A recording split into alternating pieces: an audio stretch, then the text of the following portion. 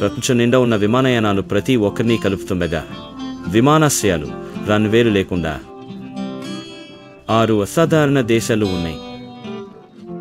కేవలం స్వచ్ఛమైన ప్రత్యేకమైన సాహసం మాత్రమే. ఈ విమానాశ్రయ రహిత దేశాలని అన్వేషిద్దాం. అవి అందించే మరపురని ప్రయాణ అనుభవాలను తెలుసుకుందాం. ముందుగా అండోరా. విరినీస్ కుండల్లో ఉండే ఈ చిన్న దేశం యొక్క ఎత్తైన ప్రదేశం విమానాశ్రయాలను లేదు. ఇక్కడికి వెళ్ళాలంటే స్పెయిన్ లేదా ఫ్రాన్స్కి విమానం ఎక్కండి. అప్పుడు అద్భుతమైన పర్వతాలను చూస్తూ ఒక సుందరమైన డ్రైవ్ ప్రారంభమవుతుంది. మనం అండోరా యొక్క అద్భుతమైన ప్రపంచాన్ని చూడవచ్చు.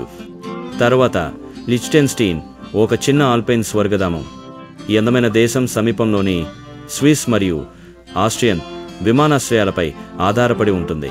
సరిహద్దు దాటి కాసేపు ప్రయాణించండి. మీరు కోటలు మరియు త్రాగుబోతు కొండల యొక్క పిట్టగొడుగులో ఉన్నారు. మోనాకో ధనిక మరియు ప్రముఖుల ఆట స్థలం.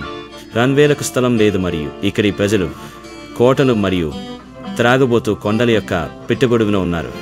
ఒక సుందరమైన ప్రదేశంలో ఉన్నారు. సాన్ మరీనో ప్రపంచంలోని అతి పాత గణతంత్రాలలో ఒకటి. విమానాశ్రయం లేకుండా ఉంటుంది. ఇక్కడికి వెళ్ళాలంటే ఇటలీకి విమానం ఎక్కండి మరియు ఈ కొండపై దేశానికి ప్రయాణం చేయండి. అక్కడ చరిత్ర మరియు స్వాతంత్రం ప్రకాశిస్తుంది. వాటికన్ సిటీ ప్రపంచంలోనే అతి చిన్న రాష్ట్రం.